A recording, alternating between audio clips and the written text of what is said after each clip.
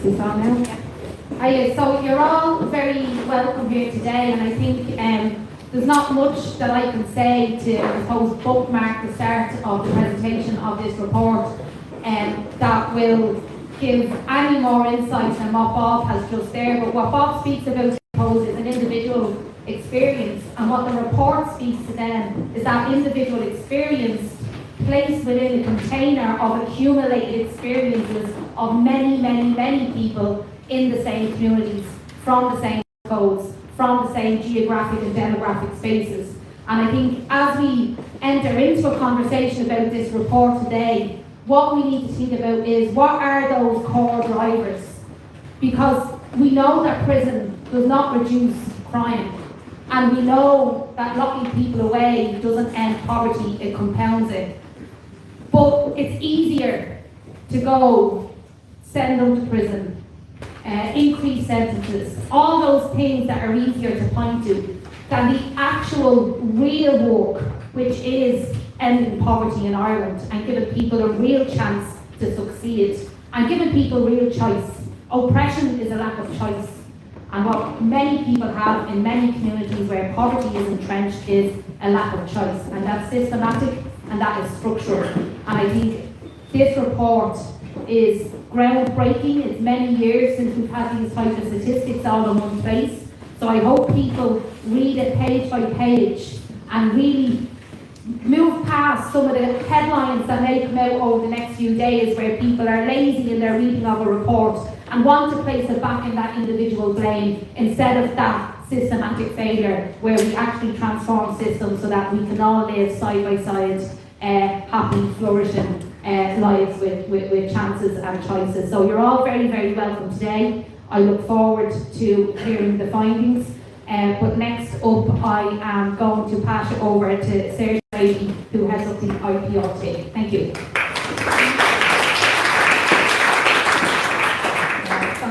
Thanks, Robert, for that really powerful opening. And I suppose when we first commissioned this report, people questioned why we needed to do it. And yet there's nothing really that new in it, but it was essential that we put it all in one place. And like as Lynn said, a lot of the focus will be on the behaviour of people, what they've done wrong. That's not what this report is about. It's about the systems that continue to fail people and the over-reliance on the criminal justice system. And we've seen this in very recent examples. If we think about the psychiatric care scandal documentary that many of you may have seen from RTE, we are locking people up in prison because we don't have mental health spaces for them. Yesterday, the Ombudsman for Children's Office released a report about alternative care. It talked about children going into a care system that isn't always fit for purpose, and it is no coincidence that we see an intersection between children who end up in the care system and the children who end up in Overstone, or the adults who end up in prison. So this report is really about the drivers that lead people into the criminal justice system. It's about the pathways in, and there is no one single pathway, and it's really hard to go first when you know that the researchers who've done all the work are about to go and present their findings, and I'm kind of giving you a preview. But I suppose we really need to think about, what does this say about society? That we continue to pour money into a criminal justice system that clearly is not serving the people that it needs to. We're talking about underserved communities. We're talking about the need for systemic change. And until we address childhood poverty, until we address many of the issues that will be highlighted in this report, we're going to continue to see this. We need to take a different direction, and that's really what the report is about. I have to say, Clare, Aaron and Robert have done an amazing job in terms of this research. You will see artwork on the walls here. Aaron has produced all of that, and has done that. Well, actually, there is another artist who has produced some of it. Sorry, when I saw it there, I remembered. But Aaron has done a lot of this with focus groups, with young people, with people who have lived and living experience of this. And as IPRT, we don't always want to have to get people to stand up and tell their stories and relive their trauma. But unfortunately, that is what drives the stories. That's what makes the headlines and what gets this noticed. But we hope this report will speak for itself. And we're delighted that the Community Foundation of Ireland, who Melanie will speak later, saw the opportunity to do this research with us, saw that it was an investment and that it needed to be done. So, you know, we will take this report, and I'll talk about next steps later, but we really want people to read it. We want them to engage with the artwork. We want them to take it further and actually have conversations about this. And it's not about behaviour and what people have done. It's, you know, it's about people being forced into situations where they have no other choice. These are survival strategies. These are survival tactics that people have to engage in each and every day. And you know, I come from the north, I come from an overplaced community, and that comes out really strongly in this report. If people make assumptions about you, about where you're from, you know, that stays with you forever. And it's very hard to shake. So we need to put in place the supports and structures to change our societal attitudes, but also put the pressure back on the state to actually provide what is needed in the first place. So I will stop talking now because I think the findings will speak for themselves, and you know, we have 3 excellent researchers who are engaged in that, and they will talk to the power of the experiences that they engage with. You know, the stories in this, I really want to thank the people who participated in this research. They were so generous with their telling of stories, telling of trauma, telling of their lived and living experiences of what happens to them each and every day. And I have previously worked in access to justice organisations, in children's rights organisations, and people wondered why I came into this area. This is why, because those are all linked, and it's time for government to join the dots. And I am delighted to have some colleagues here today from the Departments of Justice, Housing, the Department of Taoiseach, and I'm sure I've left some of you out as well. But it is great to have you all in the room, and I would encourage you to share. This is being live streamed, and to share that recording with people after the fact. So thanks. I'll hand over to Clare now.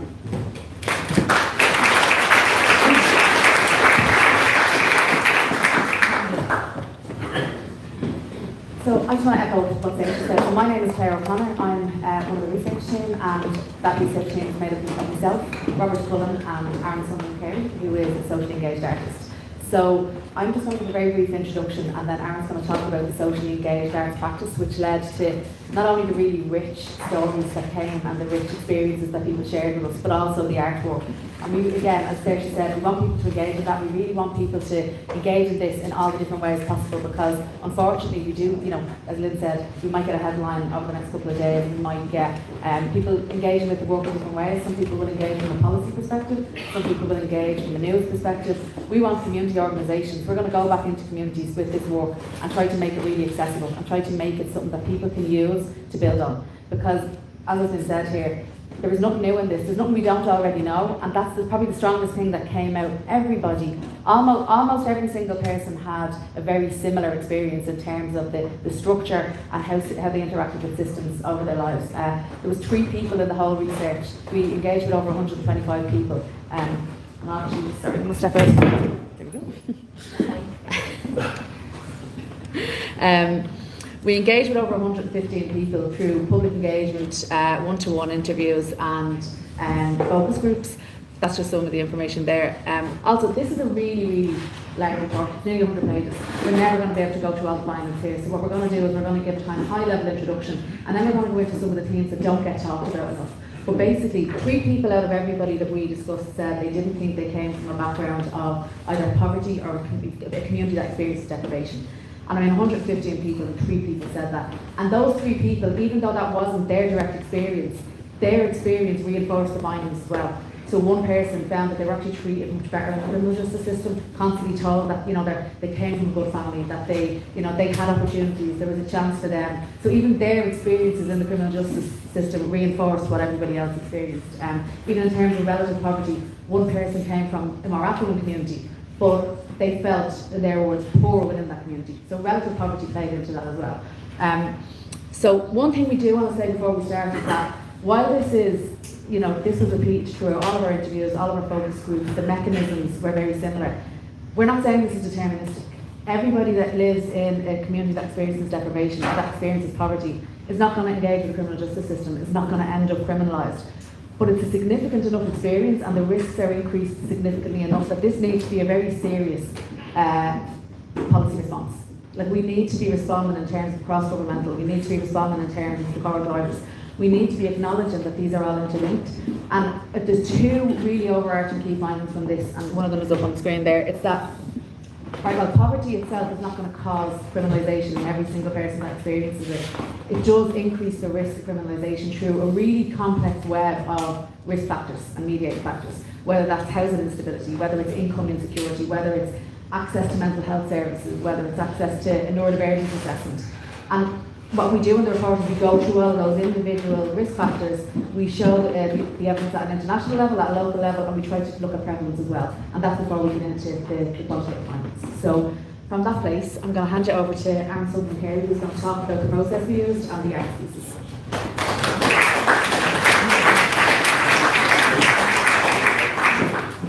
How are you? Yeah, so I guess I'm going to ask to speak about why is art in a piece of work like this. I guess for me, I grew up in a working-class community in the north side of Dublin. I grew up in Ballymun, and growing up, I was trying to call them two options for me. From people around which was either you get tried or you said which these were the two kind of pathways that were there as a young kid at that point. We wanted to do art, and people like me and my experience was not reflected in the art spaces that we went into. Because there's an assumption put on it, and you see that come up through this work again, this thing of assumptions being put on the people from the time they're young. So for me, it was very interesting to represent that experience through the arts and making spaces in that. And I think, luckily, that's changing all the time. More and more of this stuff comes through the art space. But there's kind of there's an interesting kind of thing that comes up when they're using the arts. So we start by looking at public engagement. So there's a Guardian card here that asks a kind of a leading question that says, are you more likely to get arrested if you're from Ballymun? So we went out with that Guardian card into the community and put that out just to try and engage people. And the thinking behind that process was we wanted to engage people who wouldn't necessarily come into focus groups, who wouldn't necessarily come into talking to them. So we're trying to catch people, and you're putting some providers out there in order to get attention and conversations. And a lot of the time what came back was that people felt there are more likely to get arrested, there are more likely to get stopped from these things. And I was only thinking about this public engagement yesterday because I was a youth worker in the Aldo, and I was walking around Dog's Barn, flats, talking into some youngsters that we work with. And one of the youngsters says, hang on there and throw on the top. So he's kind of following stand outside the house. And with that I heard the voice behind me going, you alright there? And I turn around and it's two coppers in the squad car. And I get pulled over and the youngster comes back out at the door with the top on. And there I am over with the squad car, do you know? And I was thinking about this work and about speaking here today. And I thought, that's like, you're reinforcing that narrative for that young man, you know? We're trying to do work to make sure he gets the opportunities that he wants in his life. And now the people who are working with him, who are trying to help him out, he comes out the door and sees them being stopped by the guards. How is he supposed to think now? You know, he says even the people who are doing it the right way are still getting stopped and still getting pulled, you know what I mean?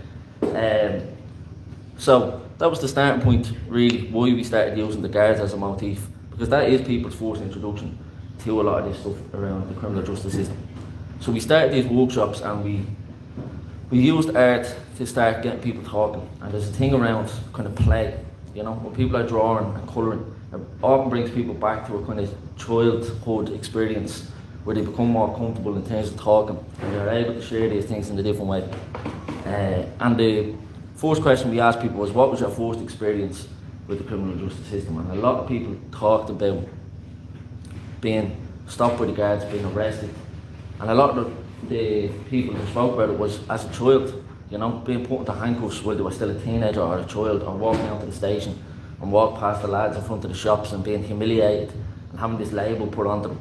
And this whole thing around labelling, that there's an assumption made of you from a young age.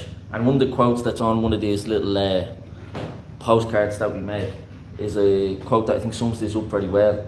It says, we were told we were wild and violent before we were ever wild or violent, you know?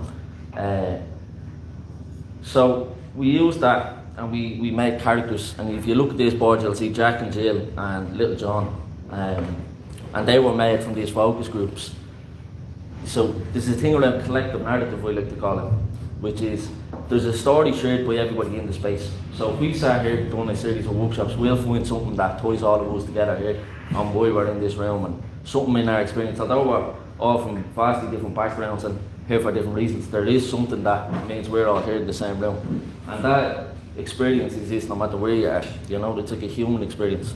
So we use that to work with people and find what was their shared experience, and they put that into the characters of Jack, Jill and John, and we start talking about when does things start to get, I suppose, more serious, you know.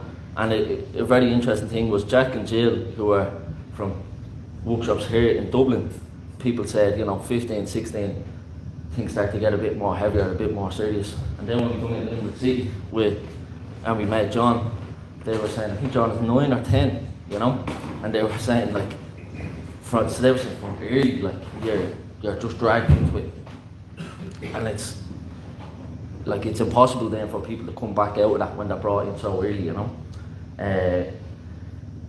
So a big part of what came up for us really was a thing around belonging and power, and it was interesting based on gender what that power meant to people.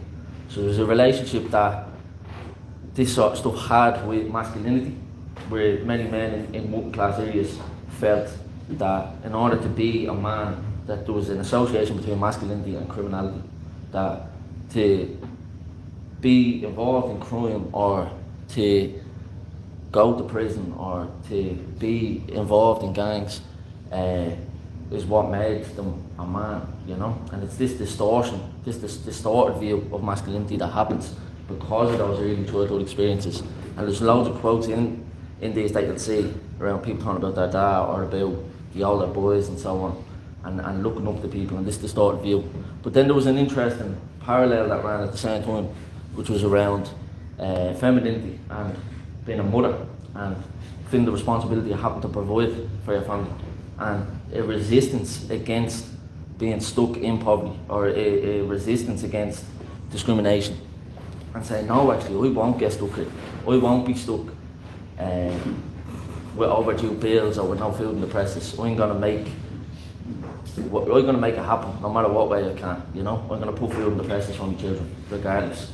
And there's a real a sense of reclaiming power there, in a way. So it's a really complex issue. It's a really complex issue, and we tried to explore that using art, and I think we got a lot of very interesting pieces here. And if you read this work, you will start to see that collective narrative begin to build, where you'll get them shared experiences. But like, it's not the whole story. There's a lot more to go through, and if you read the report, you'll see. I'm going to leave it there.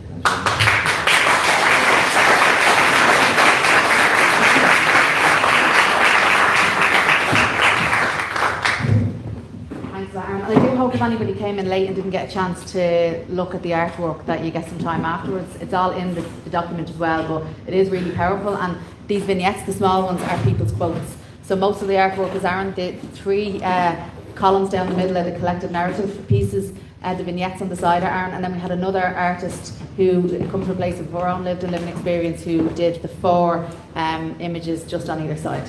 So we move into the findings then, and one of the things that we did at the start of this, and we were really, really lucky that we had huge support from Pubble, and we're going to say thanks to everybody at the end, but Pubble went really above and beyond in terms of giving us the data to help us to get to a place of spatially mapping this, like what we know to be true. Lynn mentioned it. This happens in individuals and families and communities, but it's very place-based. It's very geo-spatially located in certain types of communities. And the thing is that we had research 25 years ago that was able to show this, and unfortunately, because of how data is recorded today, we're actually not able to do that in the same way. So as much as we all know, this is something that we know if you live in a community or if you work in a community that experiences high levels of deprivation. We weren't able to go in easily and map it, despite having huge support from Pubble. Martin Quigley is here from Pubble, and Alana Ryan was on our advisory board. But because of how the data is recorded, basically, we weren't able to fully do it. So what we did was we did a case study. We were lucky enough to be able to have really good data on Dublin 17. that showed kind of high levels of deprivation in terms of the Pubble deprivation score, but also in terms of imprisonment. And we had the Nolan report, which we were really lucky that has a huge amount of data in it that we were able to triangulate and really just back up what's coming through on the qualitative experience was also showed in data. So when we moved past that then into the qualitative research, so what we did was we did over 40 one-to-one interviews, we had 5 focus groups, and we had these public engagements. And time and time again, we were just hearing the same experience. So we were hearing this experience of really early exclusion, education exclusion, income inequality, adverse childhood experiences, and how they were compounded by how the state and the systems either interacted or didn't interact. So either a lack of support, a lack of intervention, or interventions that were punitive and making worse. And when we came to the end, we realised that we had this pathway. So you can see it starts with poverty and insecurity. It moves into this place-based deprivation. So even people who didn't have experiences of significant poverty in the home, they were stepping out into a community that was severely traumatised, that had really visible policing, and maybe, it might be the drug trade, it might be opportunities to engage in offending to begin aids. And it was all survival-based. How this started for almost everybody was survival-based. And then it's this accumulated disadvantage. It's how all these different forms of disadvantage come together and they form this complex web and they just compound each other.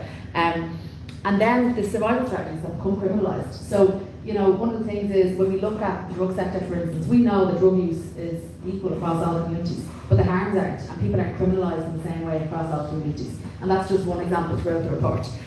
And then it's system-driven escalation, and Robert will go into this in a little bit more detail, but it's how those punitive interventions make things worse, and then they actually reduce people's opportunity to engage in pro-social activities, to engage in education, to engage in employment.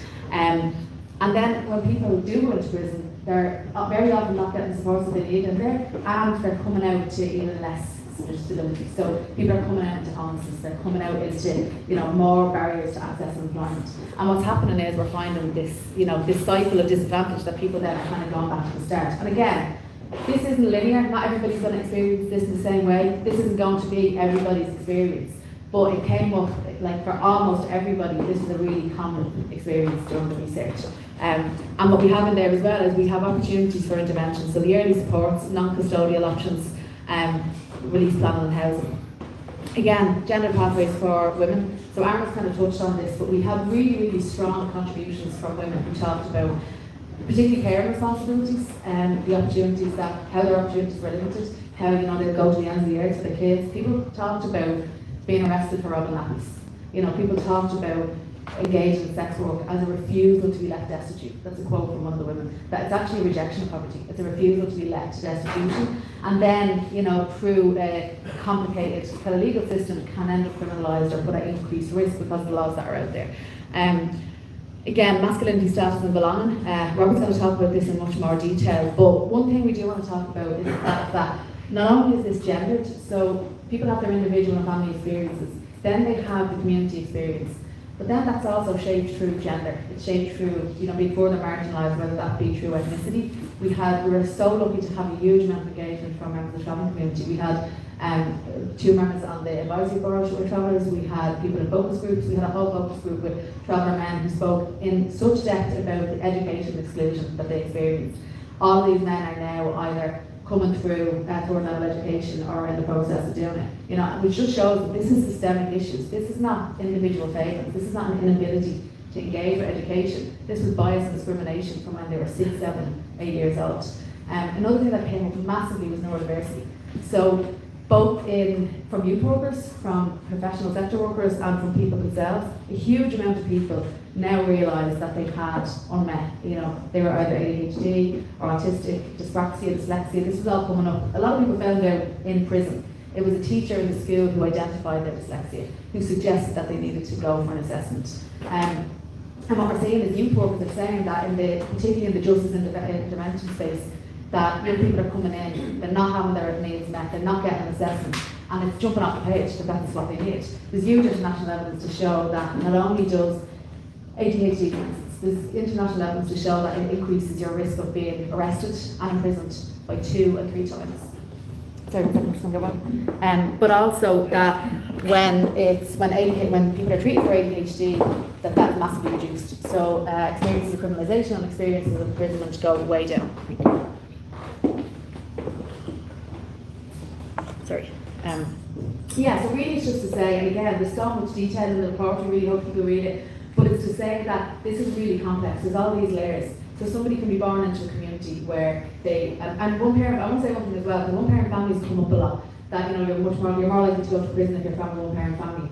You're more likely to go to prison if you're from a one parent family and you live in poverty. You're not more likely to go to prison if you're from a one parent family and you don't live in poverty. And that's something that's really important when we have these conversations. We need to make sure that we're not kind of dehumanising and stigmatising people even more so for the situation they find themselves in. Again, this is a policy response.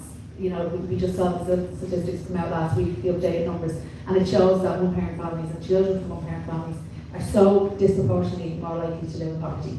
I'm going to hand it over to Robert now just to talk in detail about some of the themes that we've raised, and then we'll talk about recommendations.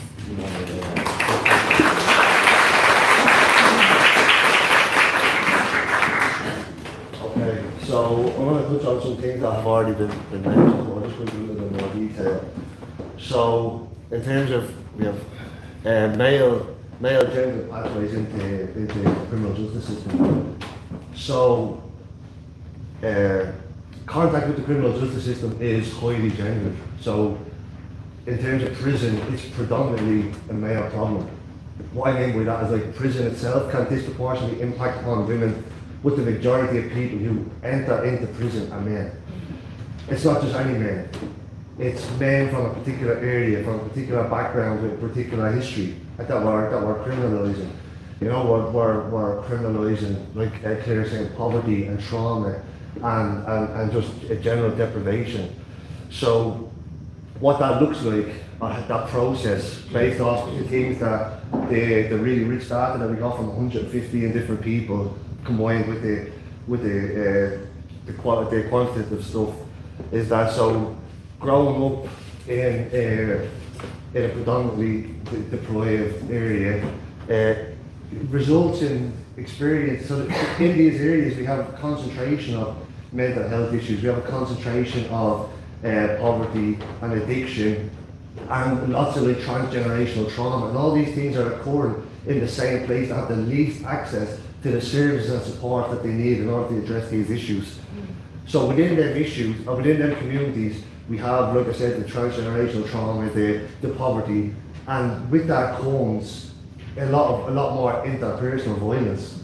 So we grow up in a community where we're like almost suffocated by these experiences, where we have poverty maybe in the home, or we have poverty in the area, and then we have people who are trying to so this is where the sort of masculinity comes in, because people escape or provide themselves with a sense of safety through either a willingness to use violence or a perceived willingness to use violence. So this becomes a way of protecting, and when violence is your protector, ultimately sometimes you're going to have to use it. And that means that people are a lot more likely to experience the harm. So they're being born into structural violence, and then that structural violence is providing the bed for the intersubjective violence. So from a young age now we have people being subjected to violence on these multiple levels that is stemming from state policy. So in terms of the violence, so people are getting status and respect, and this only escalates the violence, and then that comes with there's a pressure there to conform, because when we have all the deprivation and the poverty and the violence all happening in the same place at the same time, and we're growing up in this, it becomes a constant need to keep that up. And this is where the drug trade comes in. So a lot of people who have experiences of trauma from a young age, they don't do very well in school. A lot of people end up as early school leavers, which then leaves them with a limited lack of education, a limited ability to compete in the market.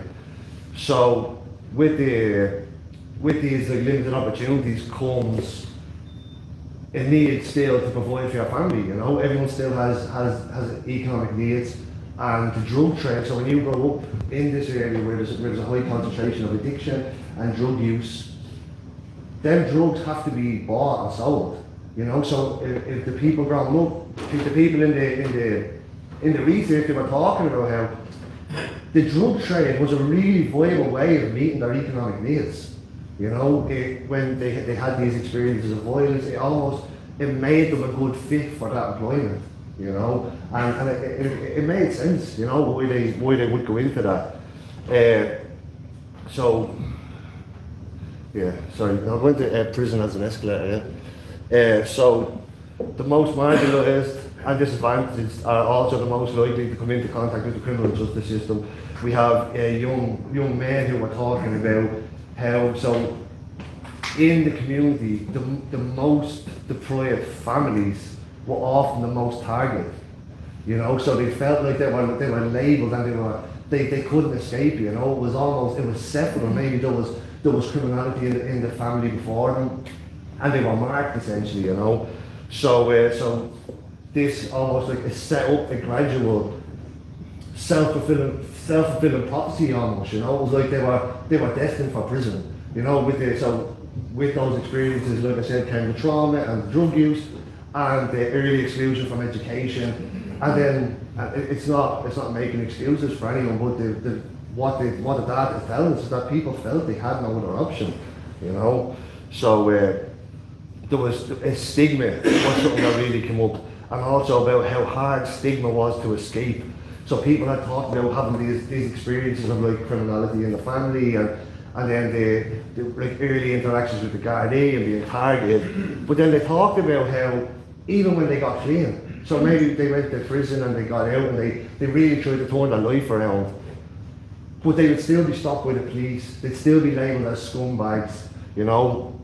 People talked about the class-based system in the courts, about how depending on where you were from, you were more likely to go to prison. They were saying that they had seen other people that they knew go to court on similar charges, and people were getting suspended sentences. You know, so it's very much like exacerbated, you know, by where you're from. So it's not equal.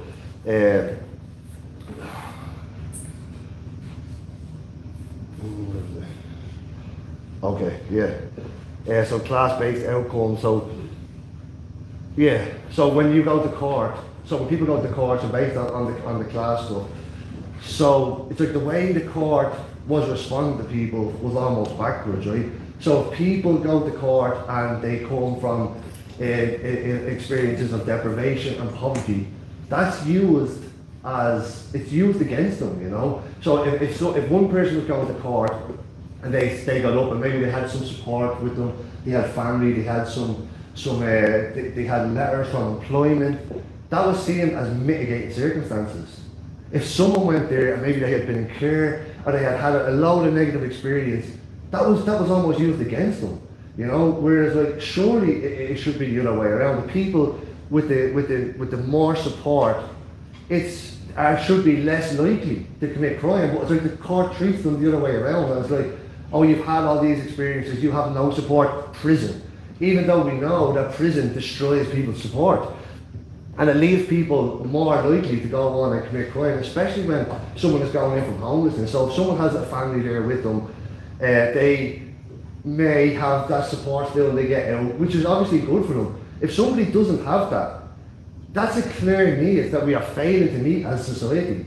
You know, that is something that needs to be fundamentally looked at as a driver of the criminality, not as a reason to further criminalise and entrench them in the situation that they're in.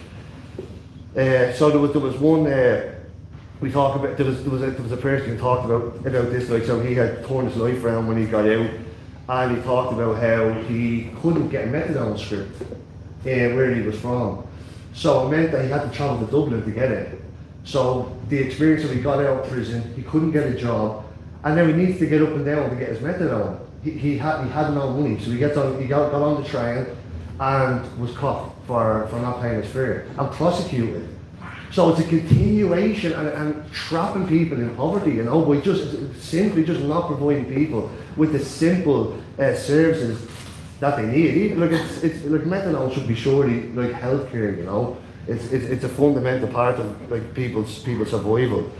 In terms of when we're talking about poverty, it's like we all know that prison doesn't help people escape poverty. You know, so when people go into prison, it fundamentally strips away your ability to to make money, right? So that's what we do when people go to prison. So people spend the time in prison and then they come out, and they're coming out, if they go in homeless, they come out homeless, but also with the support that they might have had stripped away, and also, yeah, they're coming out with the support they had stripped away, and yeah, it's making things worse. There was one thing you often hear said is about education. So people talk about how, when we talk about rehabilitation, about how people, they can get an education when they're in prison. But it fundamentally it's fundamentally wrong to think that people should have to go to prison in order to get an education. You know, when we have like such low levels of support for kids with mental health issues and stuff to actually help them address that when they're in school in the first place. And even then, so we send people to prison, and when they get out, maybe they have got an education, but due to all the other barriers that we have put in place through guard and vetting and all this sort of stuff, so we give people the education, but then we take away their ability to actually use it. You know, so either way, education it's not the answer. So yeah, I'll finish on this. Prison exacerbates disadvantage, intensifies trauma, relationally disconnects, increases marginalisation and stigma, and pushes people toward criminality. Yeah.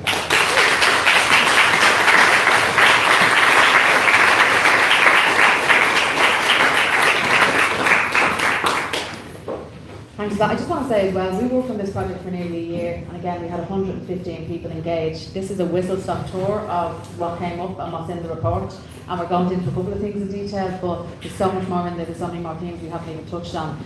But we've heard that, right? So we've heard how complex it is, we've heard how recurring the pathways were. One thing we didn't say is that people laughed when we told them that we had to do this research. If people with lived experience just couldn't, they thought it was ridiculous that we had to do research like this. We had conversations around epistemic violence and how we can erase the knowledge that's in communities sometimes by putting a burden sometimes of evidence on communities. Well, again, we know this, we've known for decades, there's a huge amount of evidence or research been done on this over the years, but hopefully this is a place to put it, this is a way to put it all in one place and people can then go and build on it. So what do we do? What do we do now? One of the things we looked at was justice reinvestment. So justice reinvestment is really big in America, it's doing really well in Australia and New Zealand, and it's in Britain, and it's in some Scottish and Welsh projects as well, and we have some projects here that kind of touch on the principles of it, but it is an evidence-based scientific approach to how we reduce imprisonment primarily, but also all interaction with the criminal justice system. And the idea is that you identify kind of churn mechanisms, the ways that people are going to prison unnecessarily. So unnecessary remand, really high level of recidivism, people going to prison for reasons that are essentially survival crimes. And you implement programs, and again, these are evidence-based programs to address that. And when you make savings, which has been huge, there's been over $1 billion across America saved from this project, from the states that have engaged in it. And they reinvested then in social programs basically to reduce, again, it's going back to those core drivers. So the idea is that you put it not only into the issues that are affecting people, but into the communities. It's a place-based program. You put it into the communities that are most affected by deprivation. And that brings us back to the need for data. So we need the data to be able to easily address this. And in fairness, the Irish Prison Service did a manual piece of work to give us the data that they could in the best way possible. And they're working towards an open data policy, and I think what's really important is that they sit down with all of the likes of Bubble, the likes of the NGOs who are in the sector, to make sure that the indicators are aligned. Before we set this whole new system, are we measuring what we need to be measuring to know how we can address it? So that would be absolutely vital for justice reinvestment. And then, obviously we made recommendations then off the back of this report. There's just some of the data on the justice reinvestment. So from 22 states in America, over $500 million they saved, and then another couple of $100 million were reinvested into communities. So we have 28 recommendations across 4 teams. I'm not going to stand here and read them all out to you, but what I will do is I'll give you a sense of what they are. And I suppose the one most important one that kind of is an overarching one is this one here. Adopt a whole of government strategy to reduce criminal justice contact through prevention. Shift an emphasis away from expensive, punitive responses and towards tackling the upstream drivers of justice contact.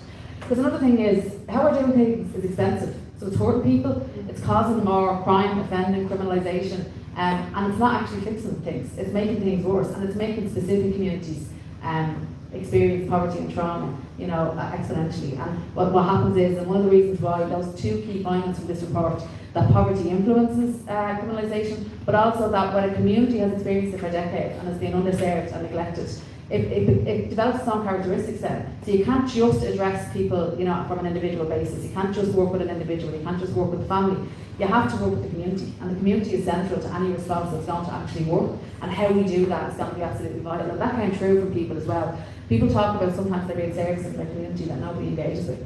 You know, nobody engages with them because they don't think they're listening to them and they don't think that they're actually going to have an impact. So we're spending a lot of money on this stuff. A lot of money is being pumped into communities, and it's not always being pumped in the right way.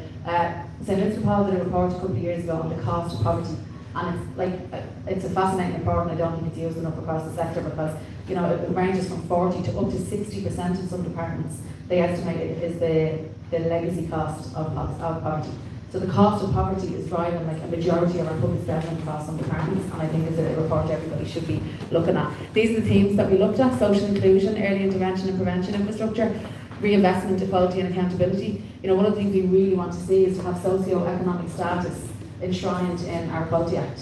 You know, like it's very clear that people are discriminated against based on where they live and their socio-economic status, and we need that enshrined, just like all the other forms of discrimination, if we're to address that. We look at alternatives to custody, and we look at sentencing reform, and custody as a last resort. Custody is supposed to be a last resort. It's very obviously not a last resort at the minute, and we need to enshrine that in legislation to make sure that we're offering people as many opportunities as possible. If we're not going to go right in, you know, from day one, which hopefully we do, but there are people now who have been harmed by the policies that we have in the state, and we need to make sure that we're meeting their needs along the way as well. So I'm going to wrap up, but I just want to say a huge thank you, first of all, to the IPRT and to the Community Foundation of Ireland for funding this work and actually prioritising it, because poverty isn't talked about a lot these days. You know, a lot of our national policies don't even mention the word poverty. We're talking about social exclusion, we're talking about all those individual drivers. But poverty is a deeply lived experience that people understand, and we need to make sure that it's on the agenda. The people who participated, so obviously you've met Robert and Aaron. We have some people from the advisory board. We have Ruth Ann in the audience who was in the advisory board, and we have people who participated both as professionals in the sector, as people with lived experience, and we had an amazing advisory board that gave us advice going into this and also helped us with the recommendations. We really want people to use this report. We're going to open it up for a couple of minutes for some questions. We obviously have a panel after this as well, but yeah, we want you to take it back into your organisation and see if you do a piece of work that builds on it. Take one of the themes. Again, this is quite, the breadth of it is quite large, but take one theme that relates to your work and see if you can dig a little bit deeper and do a little bit more research or get a little bit of funding for a policy response in your community. Talk about justice reinvestment. A lot of people don't know about it. You know, we know about restorative justice, which is kind of starting to gain traction in Ireland, and we need to see more of that as well. But we've seen the likes of the bail supervision scheme have been massively successful in Ireland, and we need to be building on projects like that. So yeah, just a massive thank you to everybody. Thank you to the team.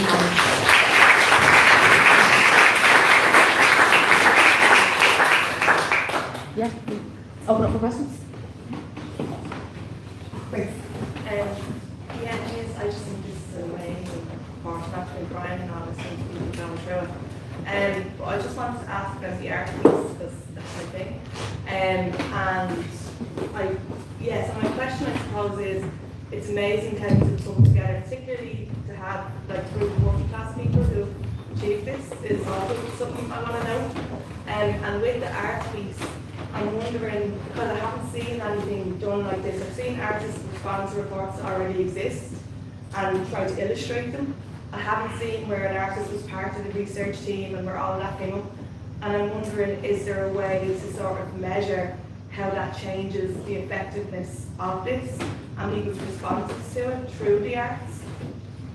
I think I'll give this to Aaron as well, but I think that work needs to be funded. So if somebody wants to fund a piece of work that goes alongside something like this and then actually goes in and talks to people and says, you know, what made this process easier? You know, what made you engage in the way that you did? I think that Aaron has a lot more experience with doing this work in other ways, and it's come from work he's done, and they have a lot of feedback around that, and there is a whole community process. You want to talk a little bit about that? So I do a lot of this type of work, but never actually, it's never actually connected to a report like this, and to have this sort of kind of funding and backing and be able to prove things and evidence things, right? And this is the kind of the issue that I have sometimes with some of the work that I do, which is that I work with people consistently, and they talk about lived experiences, they talk about their own, a lot of time their own trauma and their own experience of growing up and how it relates to whether it be poverty, the criminal justice system, but masculinity, everything, you know.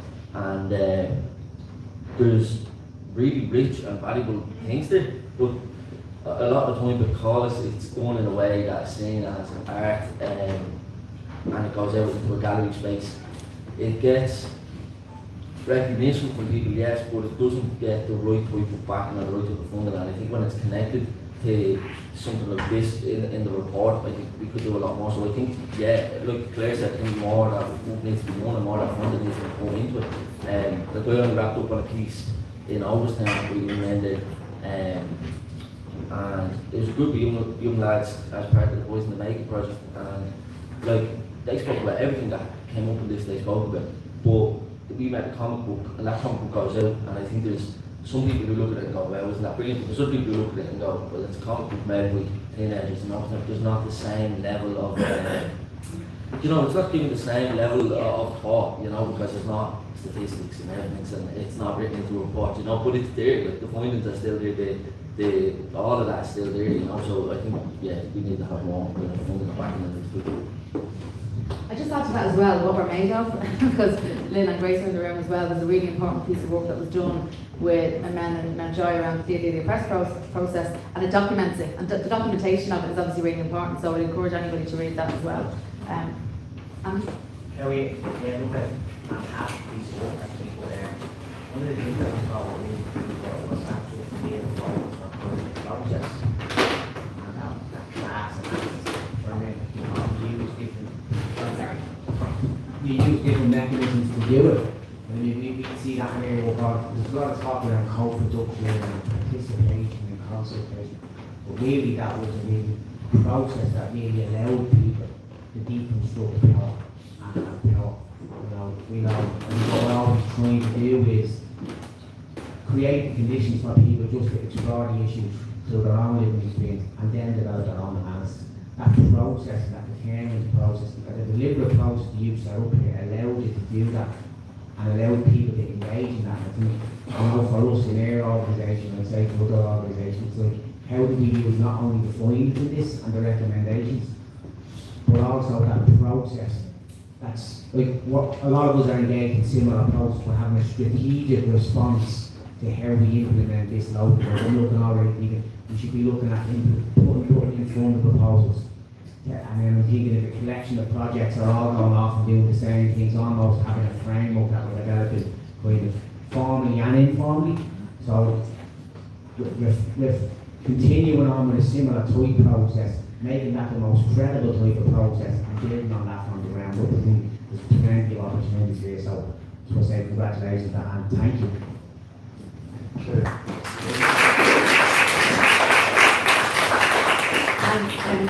We're going to let Robert respond, and then we're going to wrap the questions up here because there is going to be a Q&A after the panel as well. I'll let Robert respond to that. Thank you, Wendy. I appreciate what you said there. And I think like the key thing for me about this was that this was about working class people, empowering working class people. And I think what you were talking about is often what happens in the lived experience space. And it's like people with lived experience are invited in by state bodies and they take in our information and then they decide what this should be used for and how it should be used. This process was people with lived experience working with people with lived experience and together bringing our knowledge together and sharing it in a way that's true and authentic for us.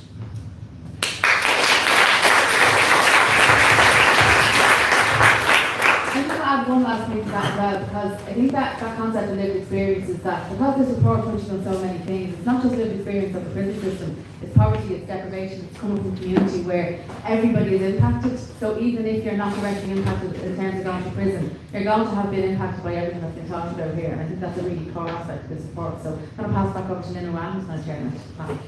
Thank you.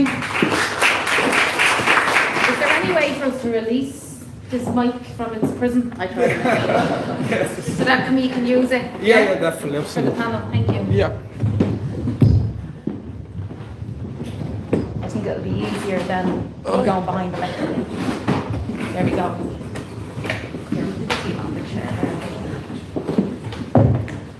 Okay, I'll get straight into the panel because we only have a small amount of time, and but it's extremely, I suppose, powerful to hear the contributions so far. And I'm guessing probably uncomfortable for some, which is something, if you're uncomfortable with the idea of looking at poverty and the experience of poverty in communities, or uncomfortable with the idea that there's not always a bogeyman to point at and lock them away, I think it's about exploring that uncomfortability. Where does it come from? What is it that's making you uncomfortable about that? Because often we're fulfilling our own desire to punish when we continue to categorise people in particular ways, and I think we should explore that, I suppose, as we go on throughout today and the rest of your lives. So I want to please invite up Justice Kelly, please.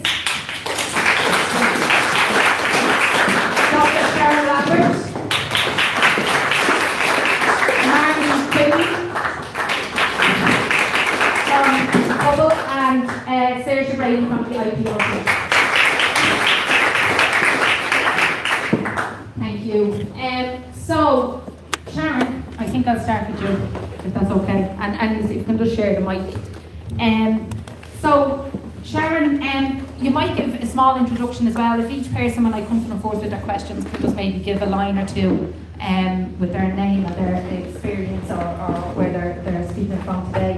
But I'm wondering in relation to poverty and the exposure, especially in early life, to poverty, and as that continues throughout one's life cycle. What do you think the key ways are that poverty interacts in a person's life that ends up, I suppose, with overexposure to the criminal justice system? Thanks, Lynn. So, my name is Sharon Lambert. I'm a psychologist and I work in University College Cork. So, poverty impacts you before you're born.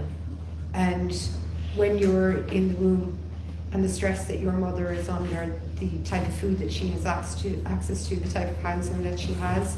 So, if you imagine you're designing a house, and the minute you're born, your brain is one of the only things that's not fully formed. It doesn't fully form until 25. So every day of your life between the moment you were conceived until 25 has an impact on you. And being poor and living in poverty is extremely stressful. And every time you're stressed, you activate your response system, which releases a whole load of chemicals. So there's a big difference between a child going into school in the morning at 4 or 5 years of age who is living in a home where they don't have to worry about money, and a child who's going in where everybody's worried all of the time. So it impacts on your thinking, your feelings, and your behaviour.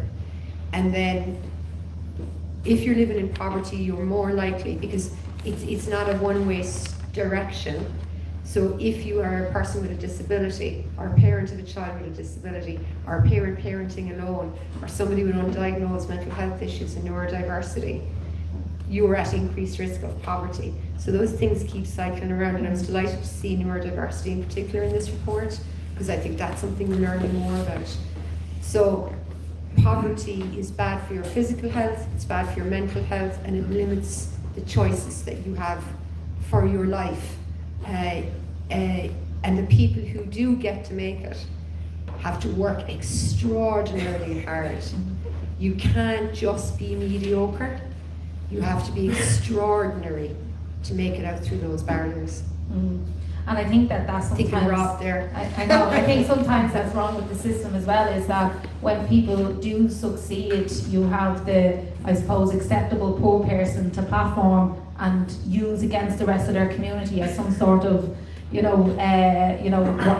they can do it, why can't the rest of you, without taking in everything else. I think when you're talking that time, Sharon, if I can stay with you for a moment in relation to, I suppose, how trauma and stress and poverty are linked even right to, pregnancy before you're born, and that moral look piece. And I suppose we people who are born in certain communities that if they do have advantage or they don't have that underrepresentation in their communities or they're not underserved and there isn't any trauma and there isn't any real poverty, they're congratulated as well for things out of their control. So we've a lot of people who are labelled or not labelled for things that were complete moral luck to begin with.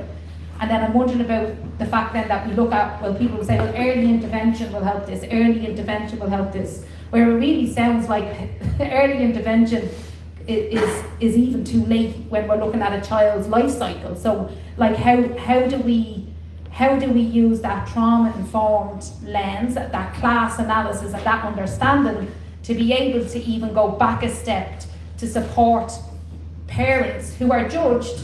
Parents are judged as if they should magically all of a sudden know how to make their child's life perfect, even though they experience the very thing that we're now saying their child is going to. So how do we address that, or what policies, or as a society, how do you think we can intervene in a way that's currently not happening?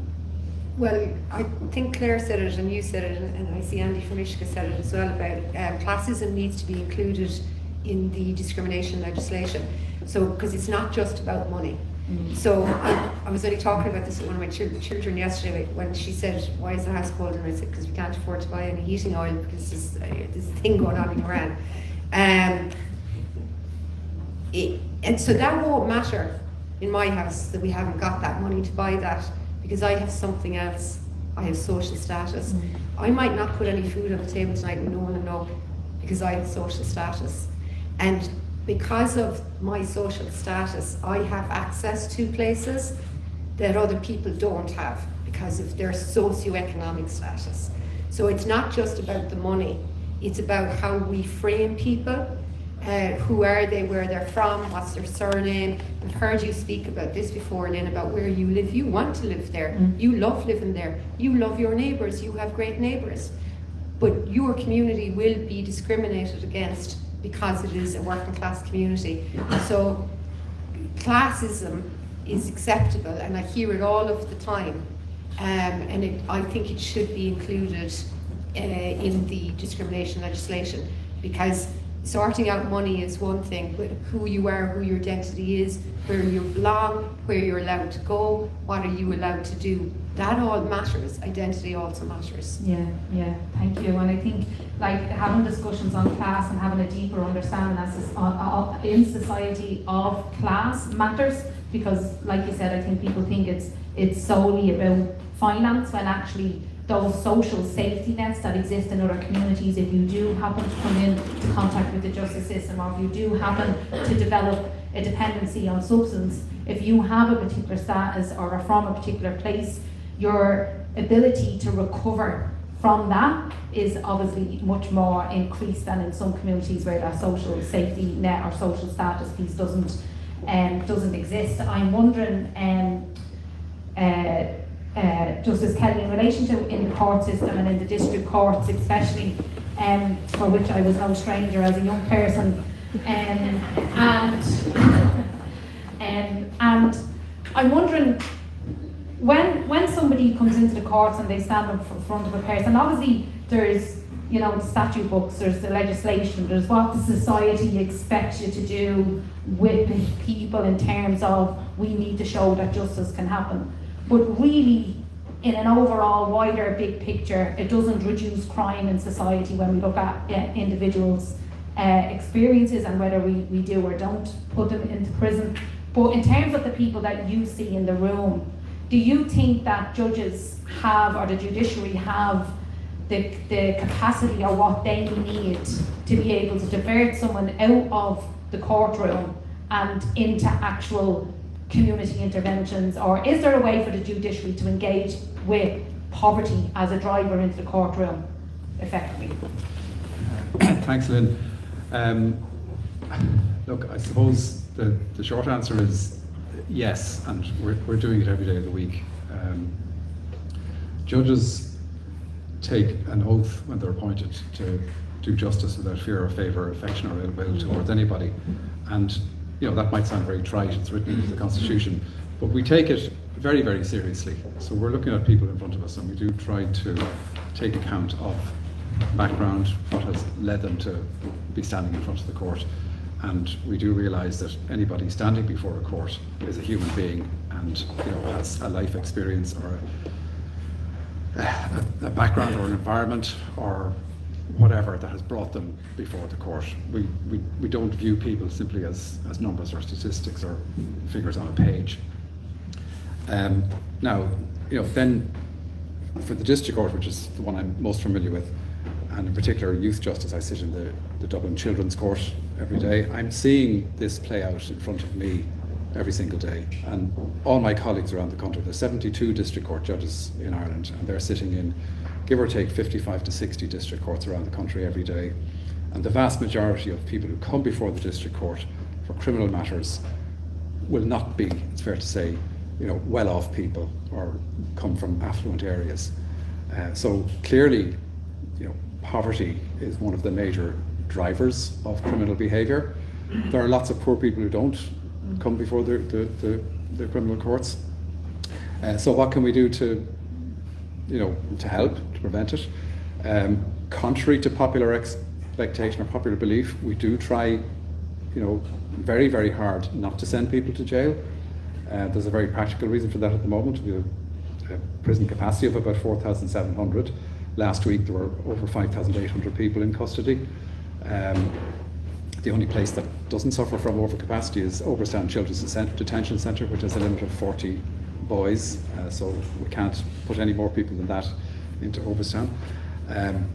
So that's one thing, but even leaving that aside, and that's rarely a reason for a judge to decide to imprison somebody or not to imprison somebody, even leaving that aside, we will always look at alternatives to custody when we're sentencing. We will always look at community service, for example. We will look at probation, bonds, suspended sentences with conditions.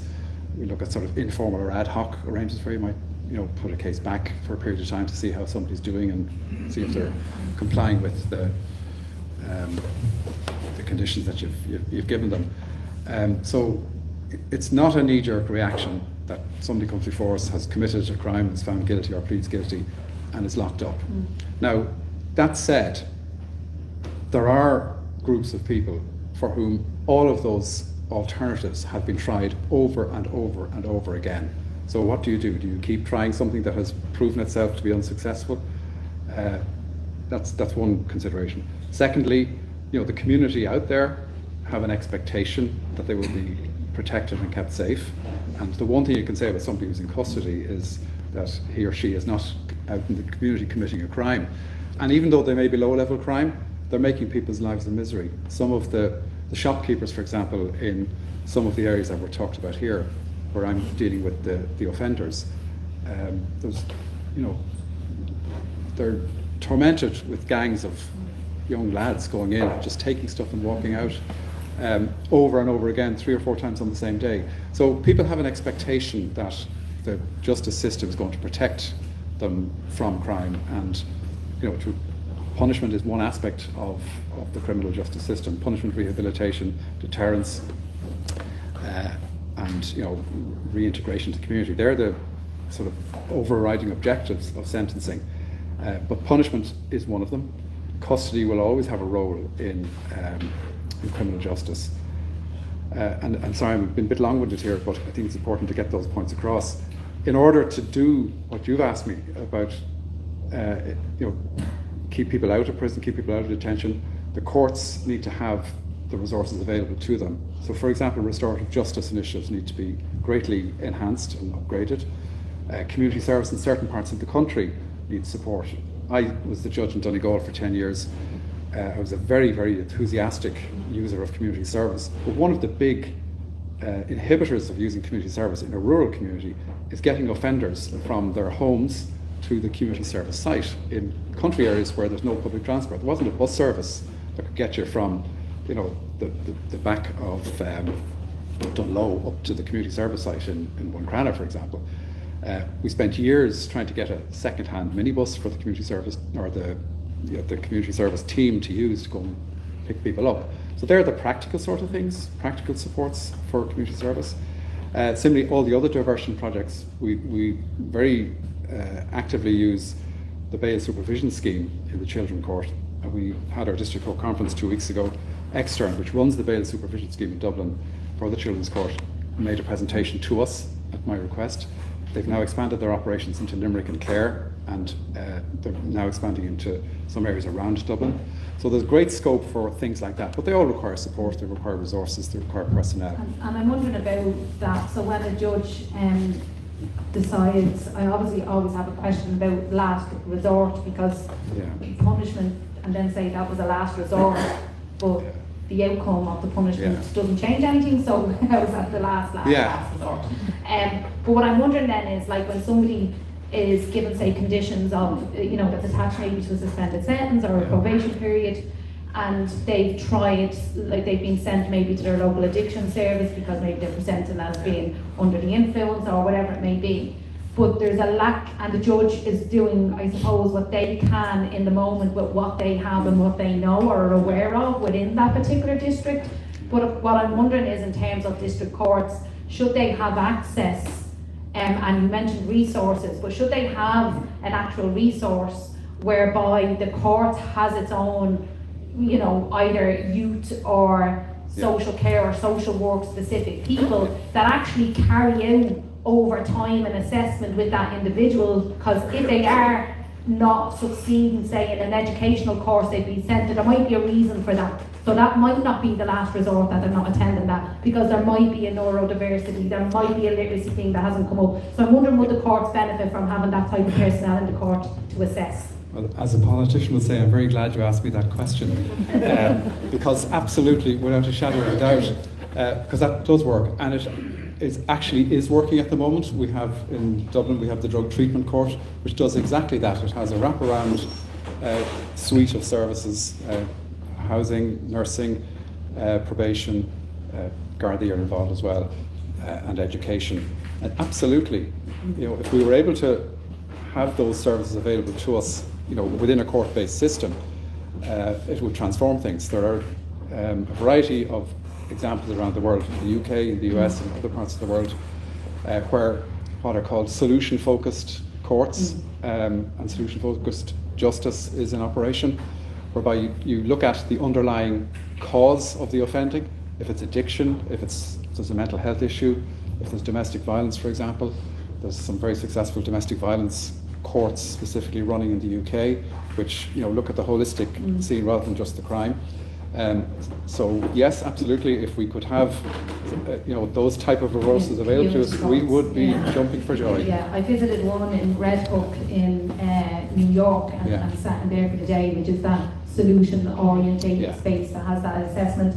I might then move over to Martin Quigley, and I suppose, well, first of all, I think there's an obvious question for me, and I think the over 2 decades that were referenced by Clare, since, like, obviously people are saying, like, we know all this, right? But then we do see policy verging away from class, and that, like, the Rabble report specifically in relation to drugs task forces was very much an analysis of where harms were and where need was, but we see a real effort at a government perspective to kind of re-centralise or centralise service provision in a way, and I think that's why it's so important that we're able to access and have the data that shows where concentration and where most harm happens, whether that be in relation to substance use, but more specifically to this poverty more generally, and those, I suppose, connections between poverty and the prison. I'm just wondering,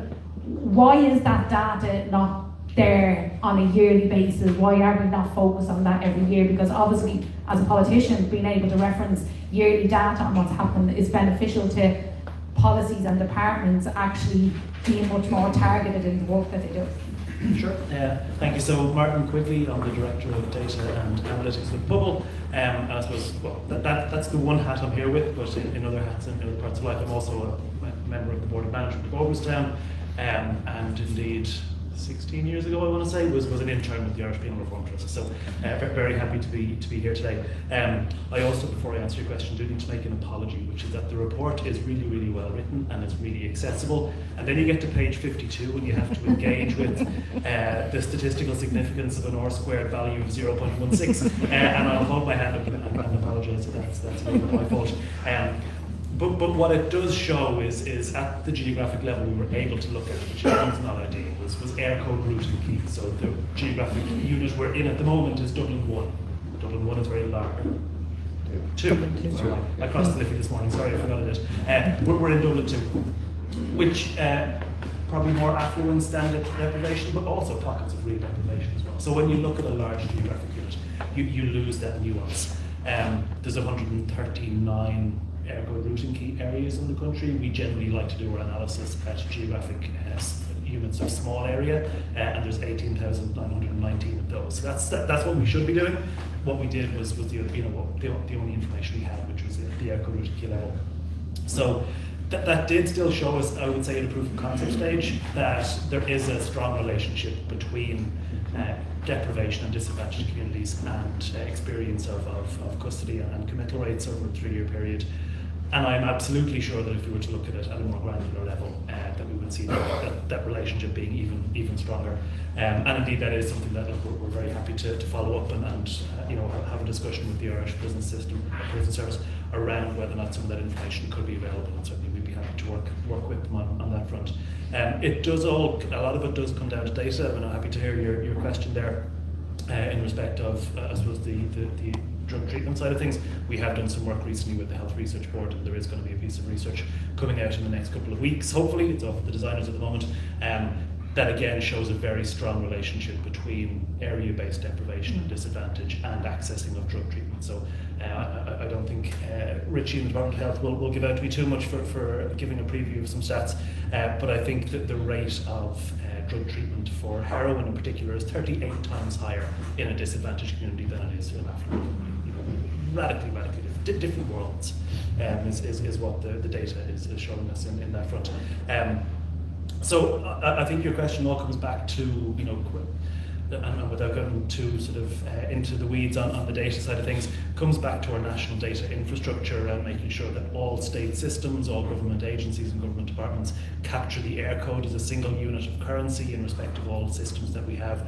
Once you can do that, you can aggregate from air code to small area, and then you can do those types of analysis. But it's not always routinely captured, and sometimes different arms of state are dealing with legacy data systems, and we do see that time and time again. I suppose the thing that I would come in and maybe just sort of situate this research in, I suppose, is our sort of wider set of research that we've been doing over the last couple of years and working with other stakeholders around, and looking at the impact of disadvantaged community in terms of a wide range of sort of social outcomes. So probably the one we focused most on recently has been around the social determinants of health and looking at issues such as disability. So the disability rate is twice as high in disadvantaged areas as it is in affluent ones. Another way of saying that, actually, we looked at age cohort. You'll all appreciate that as you get older, you're more likely to have a disability. Children in disadvantaged communities have the same rate of disability as those who are approaching retirement age in affluent communities. When you look at self-reported good health, it is 4.5 times higher in affluent communities than in the most disadvantaged. Cancer Research Registry Ireland would look at, I've done this analysis as well, found that you have much higher rates across almost all forms of cancer. Again, even when they're diagnosed, the outcomes of, for those in disadvantaged communities is far worse. And I could go on. There's a lengthy list of research in terms of those types of findings. But I think this again just well situates within that that existing set of research. And while you're right that it is relatively common sense in some ways, that this is intuitive and makes sense, I think the report does speak to some of the mechanism behind it as well, which again is really important. Yeah, I think that's pretty grim when those statistics, and I think what I'm wondering is, how do we use data to tell a story that doesn't paint a picture that that these things are some sort of characteristic of an individual's life choices, you know, because that's what can happen, is that it's like, well, you know, if only they ate better, they might not get cancer, or whatever reasons are for disability. It's like, how do we shift people's minds using data from the narrative of individual blame to even taking disadvantage and flipping it back and going, well, they're actually underserved and underrepresented. And that places it back in the power, places it back into, well, who has the type of power to underserve a community for generations and generations. So how do we use data in a way that helps us shift that narrative and analysis, that it's not an individual characteristic of a person from a poorer community, but that actually it's systematic and structural and has been happening for a long time over periods of time. Yeah. I think that's the million euro question in many ways. You know, the research does clearly show that it is an outcome of, you know, the experience of, rather than, you know, necessarily all come back to this causal issue of individual choice. You know, it's very clear that in these, you know, in the most disadvantaged communities across this whole range of areas, this milieu of, you know, lower levels of higher levels of sort of intergenerational poverty, of intergenerational jobless households, etc. I think probably what's part of what's missing is our understanding from a data perspective of social infrastructure and what services are available across different communities. I think we have better information and data on, you know, where are those disadvantaged communities, where are the most affluent versus deprived, in terms of the communities that are least served by, you know, across a whole range of social services. We probably have less visibility of that. I mean, Rob, you mentioned, you know, in certain areas in research we did recently, like if you're looking for a GP for opioid substitute treatment and you're based in Donegal, you're out of luck because there's no level 2 prescribing GP, and you're on that bus or that, you know, down to Dublin. So I think we have pockets of knowledge of where there's those gaps in terms of a systematic statewide understanding of where our community level social assets exist and don't exist strongly. I don't think we have that. That is a function of the fact that we have these, you know, different departments with different budgets, with, you know, different programs and different lines, that to a community, you know, it shouldn't matter that the services you need have federated through 12 different departments and 14 different funding streams.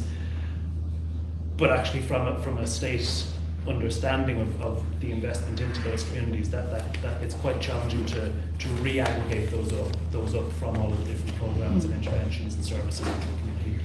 Okay, and thank you. So finally, I'm going to come to Saoirse before opening for just a couple of questions if we do have time. Really, this report looks at a number of things, but obviously there's a thread that runs through many of them, and some people will either read the report or listen to parts of the report and think about, you know, reducing the use of prison. But actually what it's capturing is why prison is, I suppose, being used in the first place, and it's that kind of institutionalization of poverty which has happened right back to, you know, the late 18th century, and they're like poor laws, and, you know, like there's a direct, if you were to follow the history right across, we can see why we ended up here in the first place. So some people will try and individualise it obviously and feel uncomfortable about, are you saying we shouldn't send people to prison? But actually the conversation is about, how do we reduce the need for prison in the first place? How do we reduce the need for having so many people ending up in the court system in the first place? So really the conversation is about poverty and poverty being a driver for all of these things. And so I'm wondering, is it like, how do the IPRT see this report, and is the reflections, I suppose, that we see, is that an accurate reflection, or is there something else you would like to say about the report, or how you would like to see it being used, I suppose, to be able to change the situations that we see now? Yeah, and thanks, Lynn. And I think, like, I'll probably touch on that and answer your question, but touch on some of the points that have already been made. You know, Grace asked earlier just about the process itself. Like, we didn't, when we put out the tender for this piece of research, we didn't ask for the artwork, we didn't even dream of it or think of it. It was that came with the tender. And, you know, looking at the peer research piece as well, like, you know, obviously we would always love that. but it's not always possible. But you know, I was really excited about this piece of work when I saw that tender come in from Clare and Aaron initially, just because of, you know, bringing it back to the communities that, you know, really needed to tell their own story and not to have it told for them. So, you know, I think that's one piece, and you know, we'll be looking when we're doing other pieces of work where we can lean into those types of processes. We'll certainly be looking at it again, and I hope others in this room will too. In terms of, you know, that piece, you know, I even did an interview this morning, and the focus was all on, well, the behaviour of people, and oh, you want prison to be the last resort, so, you know, like, what are you asking for instead? Where should these people go? And it wasn't about that. Like, this report is not about that. And you know, Martin talked there about the data that different government departments need. There's a few things on that. It's not just about the data that they need. Yes, they do. But they need to start working together and joining the dots. Like, we need that whole of government strategy. Because this isn't a justice issue, and it isn't the Department of Justice's sole issue to deal with. You know, we need the Department of Social Protection. People need a decent income, first and foremost. People need a roof over their heads. We need the Department of Housing involved. And, you know, they are looking at putting in place a family prevention strategy. We have, you know, what, 5,000, and Bear Grogan's looking straight at me, and she'll probably correct me, but, you know, we have over 5,000 children in homelessness at the moment. We have a cost of living crisis. We are really good at institutionalising people. You know, like even when you were asking your question there, Lynn, I used to work for the Commission to Inquire into Child Abuse, so very familiar with industrial schools. We used to send kids to industrial schools because they were poor and their families couldn't feed them. You know, looking at, you know, prison, that's a continuation of that. So until we actually address those issues, and you know, Sharon talked about earlier, you know, this starts in the womb. We did a roundtable last year about, you know, women who are pregnant being sent to prison. So the life chances of that child, it was really, like you talked about being uncomfortable, that was really uncomfortable hearing some of the research that Shona Minson in England has done on that. So until we actually start addressing those issues, and it isn't just about poverty, it is about class, and we for a very long time have pushed for socioeconomic disadvantage and criminal conviction to be grounds of discrimination in the equality legislation.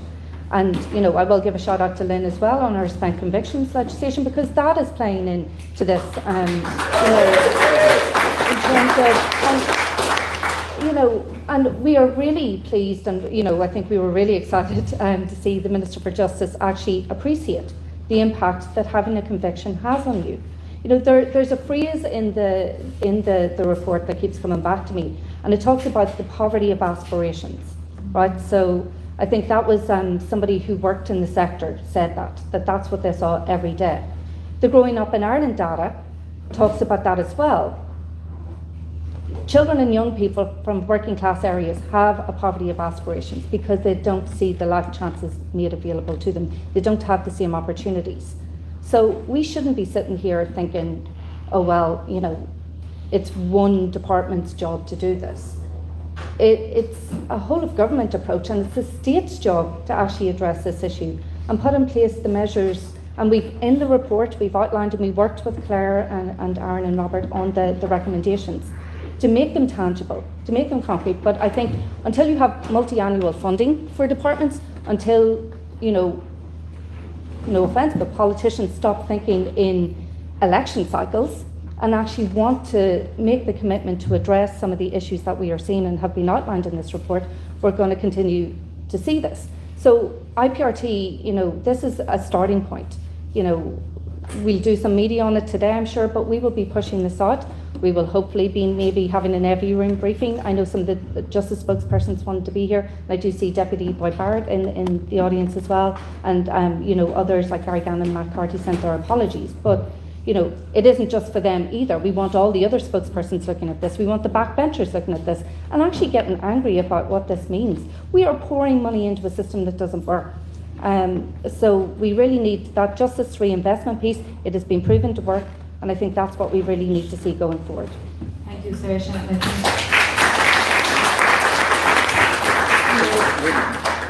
Could I Could I just say something on spent convictions?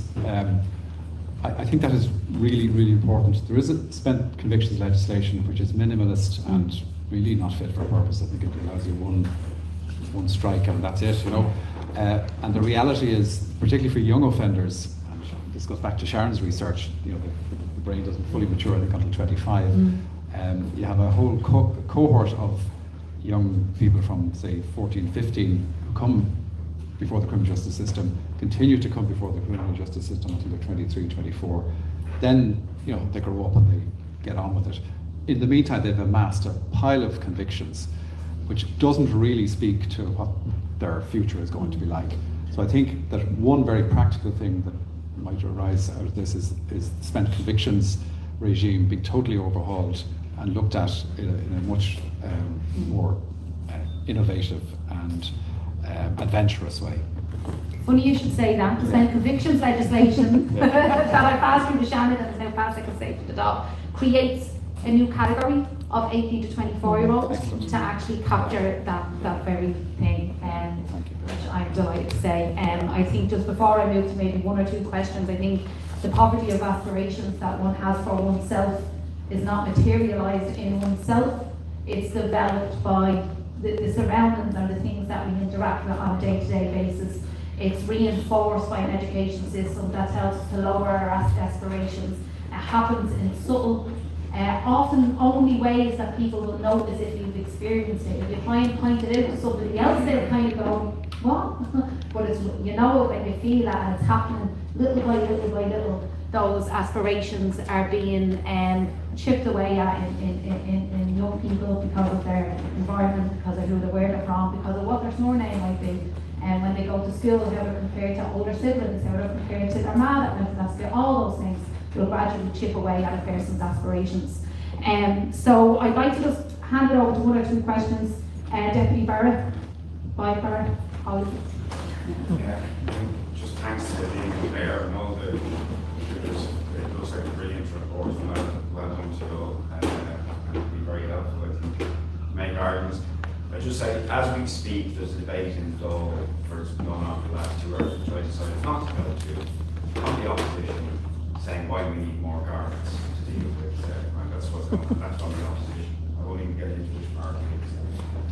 But so there's quite a way to go, and I agree with all the conclusions of this report. But just to throw some questions out, and I would really, I'd like to know where you want to take this, right, and how you can take it forward, because it needs to be taken forward. But I think there's questions for us in really sort of practical stuff, but that is sometimes subtle. And I'll just give you 2 examples, right? There's a debate at the moment about the cost of living over targeted or universal supports, right? Now, a lot of the people who are in this room would be arguing for targeted supports. But I suggest there's a problem with them, which reinforces some of the class prejudices that we're talking about. Because you're either under the threshold or you're over the threshold, right? And if you're under the threshold, you're marked as working class, as poorer, there's a stigma involved in it, right? And that is the second example, and I was just talking to people about this yesterday, in a new housing development by the LDA in Shanghai, social and affordable housing, that we campaigned for, right? We met with residents there yesterday, and what was really apparent was the sort of segregation between the social housing tenants and the cost rental tenants and the affordable purchase tenants, right? And so there's a debate about how do we deal with the arguments about, are we in favour of cost rental? Because it's creating a segregation, because everybody who's not cost rental, their cost rental are a little bit above social housing people, right? To the extent in the Shanghai estate, and there's friends of mine living in the social housing block, is painted a different colour than all the rest of the block, right? And so the people are saying, you know, talking about subtle things, friends of mine saying, why is ours painted red and everybody else's is painted black? And will people think that's, oh, we're making a bit of a mountain out of a molehill, but in fact, Like I remember when I saw the colour of it being painted before people moved in, and somebody said, I bet you that's the social housing block. And we were trying to get to the bottom of it. Is it the social housing block or is it not? And there was denials from the council, but it's turned out it is the social housing block.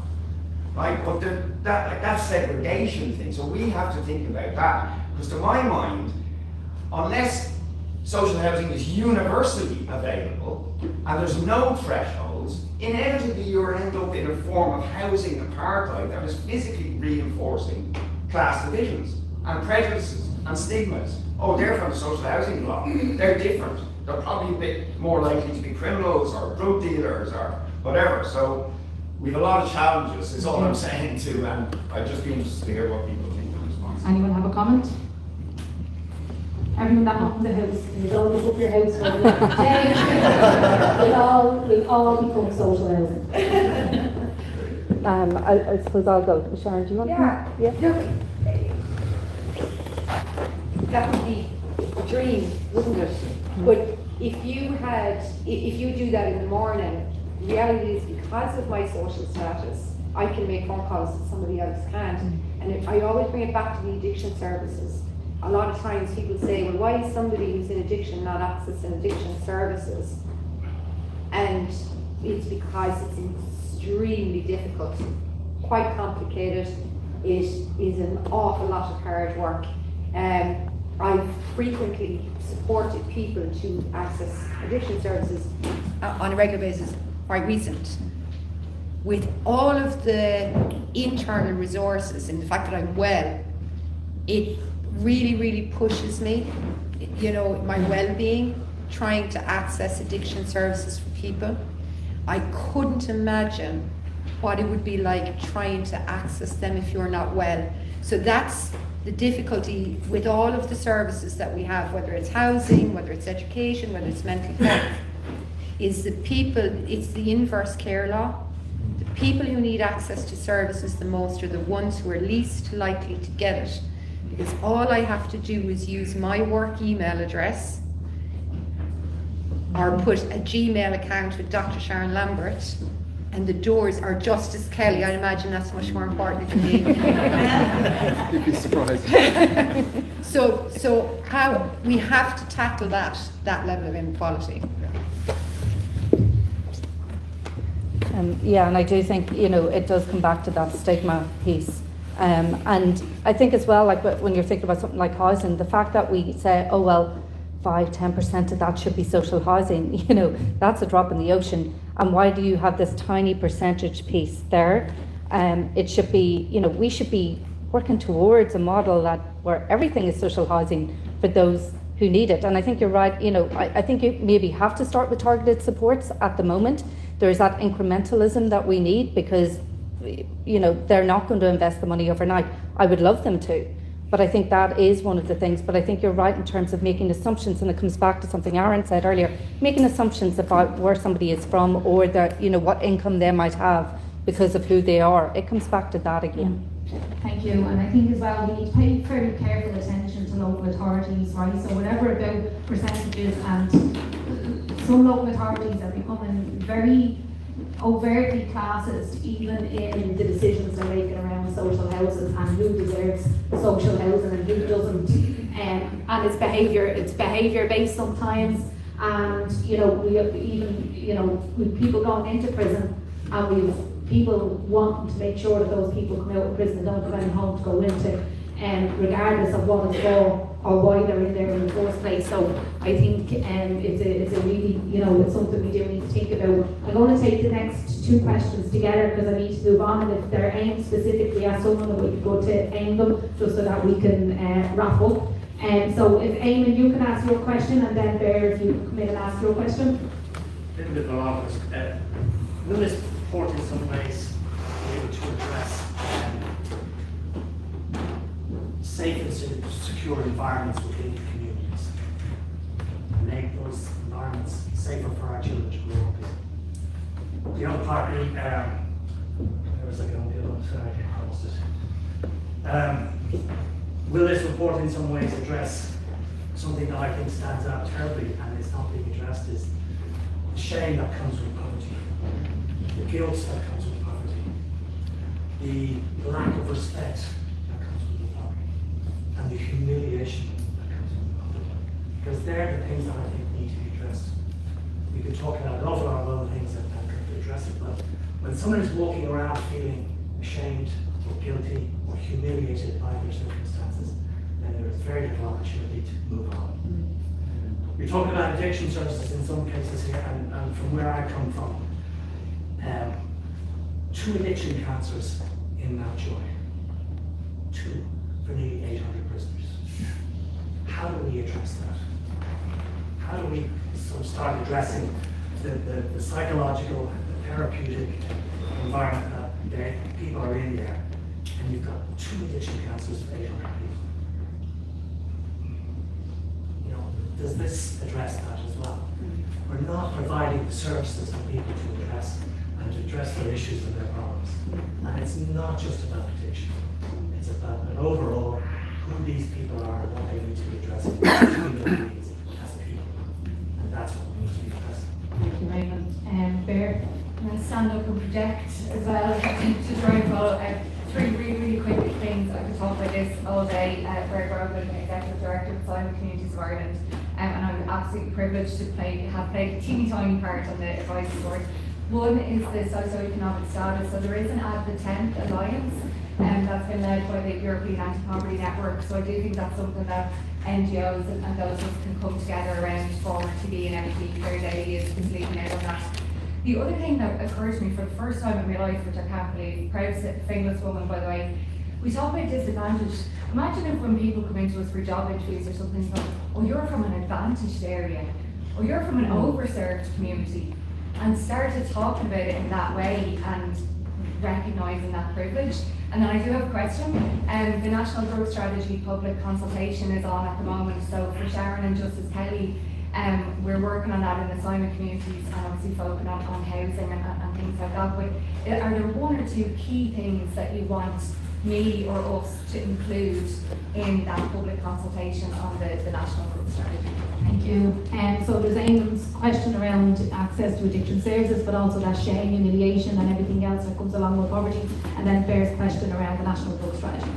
So I might come in on that piece. So I think the report is available on the website, by the way, but I think really, you know, the collective narrative way that it was done in the report really speaks power to the stigma, the shame that people felt, but it also empowers them as well and talks about how they want to see their future and how they want, you know, to move out of poverty and move away from the criminal justice system. And there's some really concrete, tangible recommendations in there. And I think, you know, you're talking about the addiction piece as well.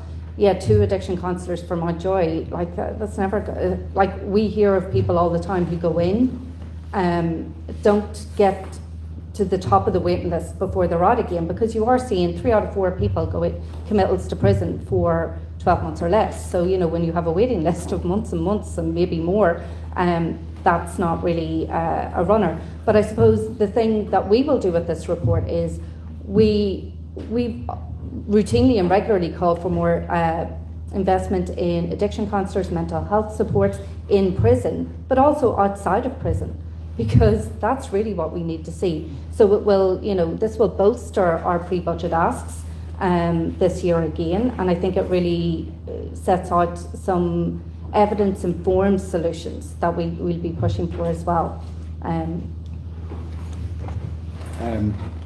Just to come to Eamon's question first, has everybody in this room read Poor by Katrina O'Sullivan? I presume most people have. If they haven't, I think it should be compulsory reading for every judge and every teacher and probably every Garda and everybody. But anyway, that goes into that whole issue of the shame and the humiliation of poverty. There's also a film that I watched a few years ago. I'm just trying to remember the name. It was I, Daniel something. It's about a guy, Daniel Blake. That's it. Yeah. And again, that's a graphic illustration of exactly how a system, you know, which ostensibly is there to provide for people in poverty, provide assistance, can grind you down simply by the petty humiliations of civil servants behind counters. Anyway, don't get me started. Coming to the national drug strategy, look, this is a controversial thing for people in the justice sector, but district court judges around the country spend a disproportionate amount of time dealing with very, very small cases of possession of cannabis. I wonder, are we wasting our time doing that? That's the law, we have to enforce it. But criminalising people for possession of small amounts of cannabis doesn't make an awful lot of sense to me. And nor is it research based. I don't make the laws. We don't make them. I got so excited by your last comment, I forgot what the question was. National drug strategy. I wanted to come back to something that you actually said a minute ago, was about, talking about examples of books or films where poverty is displayed. And I think we can go further than that. And it's back to something that Robert said earlier, which is about when you give that piece of a story as lived or living expertise, how does somebody understand or translate that through their lens? So for me, it's beyond, I think that's a really good starting point to make people interested. But I was in a school recently where people were talking about that book, and then I heard them say some really terrible things about children and their families. Yeah. And you won't do that if the people you're talking about are working with you. And if they are also in positions of power. And I think about particularly the traveller community and people's perceptions of that community. You won't speak about that community when those people are working with you and they become your friends and your neighbours and your family. So for me, it's that next bit. And Lynn, somebody said about advantaged communities. I might have a question for you, because one of the things that sometimes I think about when I see, and I'm very fond of you, so when I see court report and it says, Sharon Lambert, sure, she's great, she's that lovely job, so we give her this extra chance. And then you say, well, Sharon Lambert, she's not working and she's been all of this trouble and this bit of addiction and da-da-da. Why is the Sharon Lambert, who's doing really well, should I not be punished harder because of my advantage? So that's the question. And just, I want to finish on this, because I'll keep going. Yeah. But one of the things I think when we talk about socially disadvantaged communities is if we want to talk about terminology, they are deliberately excluded communities. They're not socially excluded, they are deliberately excluded by policy, by practice, and by the fact that they are not given access to and opportunities to sit in positions of power. Thank you, Sharon. I'll just make that because actually Robert raised exactly the same point at the very beginning.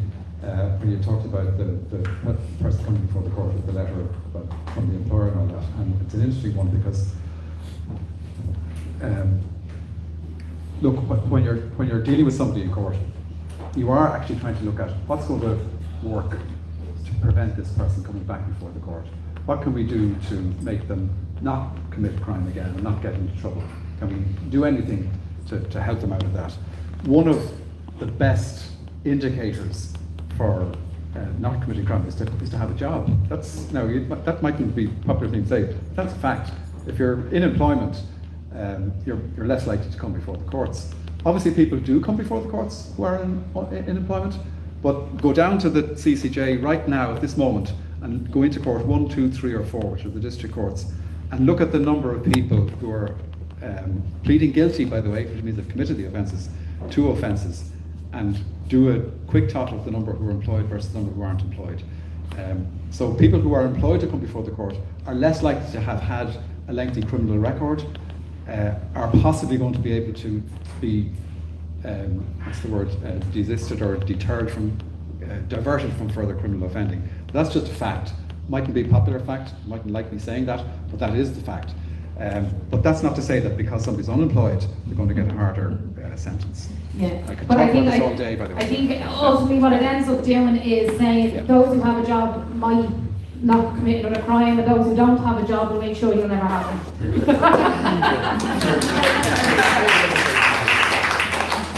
But 100% I hear what you're saying. Yeah. But the fact remains that even if they don't have a job, prison does not I agree. reduce their chance. So no argument. Either way, I'm not going to lock somebody up just because they don't have a job. Yeah, no, I know. Never, ever. So yeah, so it just makes the problem worse. Thank you. I agree. I'm going to, before I move on, and unless you had a comment, are you? Just on one. Apologies, I know we're tight on time, but it was just coming on one or 2 points. Like we do every time that we do the deprivation index have a sort of a philosophical discussion internally around the pros and cons of making it public. There was a point there around shame and stigma and obviously coming out with a list of 18,919 areas every 5 years and saying this is the most affluent and this is the most disadvantaged risks that we do try to find that balance between making sure that it's there for a valuable purpose and that the reason we publish it is for transparency and accountability and trying to make sure that there's an openness around what it says. And I suppose I did want to finish just on, I suppose you mentioned some of my points earlier, taking the totality a little bit grim. There's also positives I think that we should reflect on as well. The Dash Plus model, and I'm sure people might pick some holes in it, but the principle that we should disproportionately provide additional resources through education to the most disadvantaged communities, the communities we're talking about today. But that's a really solid premise. And back to just as your point on core, I went to see it there on Monday, and in the gate. And that story is about how education has supported somebody. The 3 interventions and people that she references were all coming from that educational place, and that was her path out. So when you look at things like, and again appreciating there's no perfect time in an individual's life, but also of course you can't write off a 3-year-old. The Equal Start model that the Department of Children has worked on, which again specifically targets the most disadvantaged communities, both the DESH and now the new DESH Plus model. And taking your point, Senator, in respect of maybe a tendency towards universalism, I would also say from the perspective of working with the deprivation index every day, there is a lot of cross-government usage of it for targeting resources and disadvantaged communities. Thank you. And I think there's a philosopher who I always use, and I can never remember his name, but he talks about individuals transcending their experience that they've had of class, and how that's not what we should focus on. We should focus on how whole communities can transcend that negative experience of class. And I think it's important when we think of those analyses that we keep it in the collective rather than individual experiences.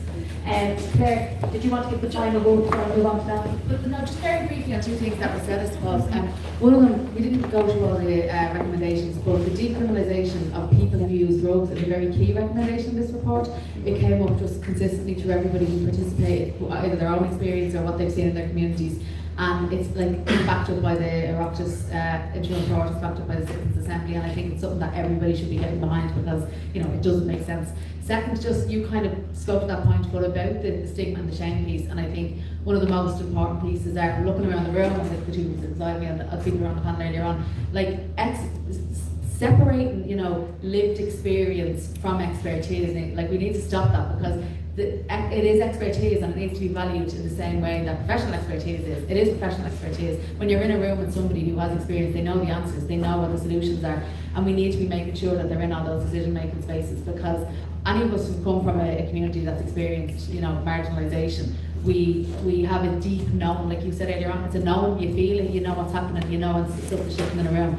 So we need to be making sure that that's valued and it's not tokenistic, and that people are in decision-making positions, because that is how change is gone.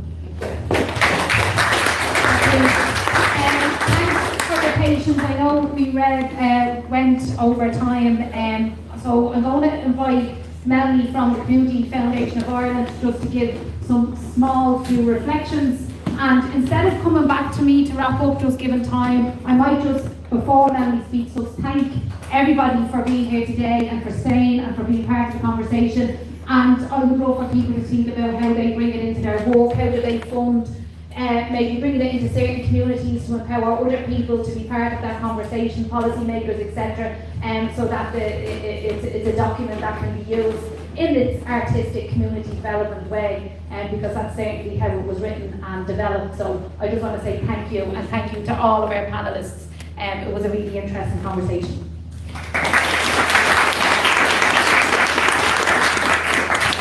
Thank you, Lynn, and thanks to all the panelists and the researchers as well. I will be brief. I had my notes all written out, and then I've changed them a huge amount while listening to the incredible expertise and experience in the room.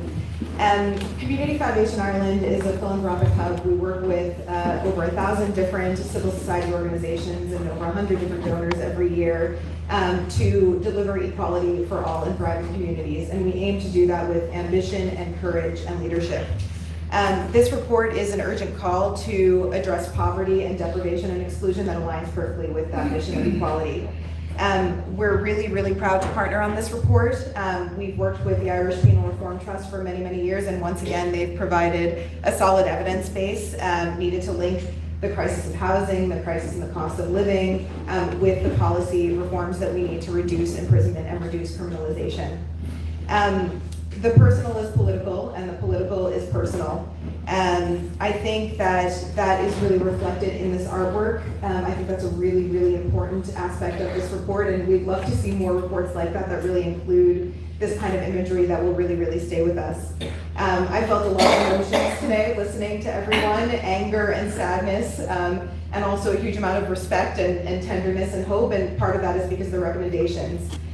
Which offer a blueprint and a way forward to build a society that really offers much more opportunity by removing barriers and providing supports and infrastructure. It aligns with some other partnerships that we have at the Foundation. We partner with, for example, the Children's Rights Alliance on their annual Child Poverty Monitor and Report Card. We partner with the SRI on the annual Poverty and Inequality and Living Standards Report. These are all linked. Here in civil society, we are linking all of these together, as Saoirse said, and we really need government and policymakers to link as well. Each of those types of these pieces of research and bits that we're doing has delivered some change, but it needs to happen much, much faster. We know that investment in parenting supports, in childcare, in youth work, in community development have real impacts on the ground. And our philanthropists and our donors are really helping us deliver that at the Community Foundation, but we need much, much more to be done. We know that justice and policy reform can be slow, but this report really challenges all of us. Do we want to continue to be a society that continues to criminalize children with undiagnosed trauma, undiagnosed neurodivergence, unaddressed behavioral issues? Do we want to be doing that in this structural and systemic way that is actually feeding the problem and causing those issues in the first place? We heard today a lot about choice. There are places where people have more choice and places where people have less choice. In this room, we have a lot of people who have a lot of choice, actually. We have political choices that can be made, better political choices, that can prevent so much pain and so much hurt. For some people in the room, those political choices are something we just hear about on the radio, and for other people, it's the profound impact it has on their everyday lives. We see this every day. We see rising rates of imprisonment and homelessness and addiction. We see that just walking around the city. And we who have that social capital, that social status to spare, we need to be spending that, not as charity, but as solidarity with the communities who are impacted most. And we cannot allow ourselves to avert our eyes or to become numb to these problems because they really affect us all. And so we're very, very proud again to be a partner of the Irish Penal Reform Trust. We come to this room today with that solidarity and with, you might say, a richness of aspiration that we can all be building up together in a better way. We are delighted to be able to support research like this with the artwork included. And we're really, really hoping to continue to drive some of the conversations that we're having today. So a huge thanks to Claire and to Rob and to Aaron for the incredible work. And we're really looking forward to seeing how the people in this room, whether you be from civil society or political decision makers, how this all comes forward. Thanks very much.